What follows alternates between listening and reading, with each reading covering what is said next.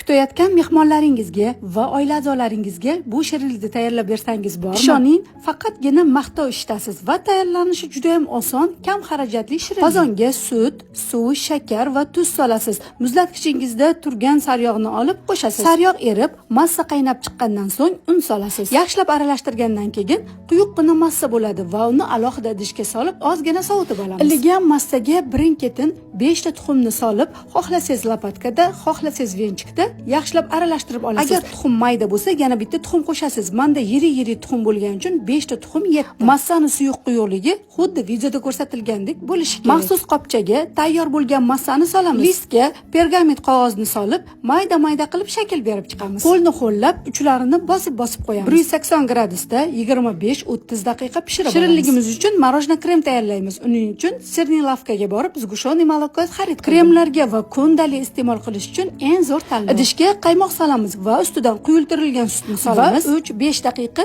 mikser qilib olamiz. Krem xuddi shunday suyuqlikda bo'lishi kerak. Tayyor bo'lgan bombochkalarni sovutib, krem qo'shib aralashtiramiz. Retsept yoqqan bo'lsa, like bosib, yaqinlaringizga yuborib qo'ying. Ishtahangiz ochilsa, Robiyangiz mehmonga keling.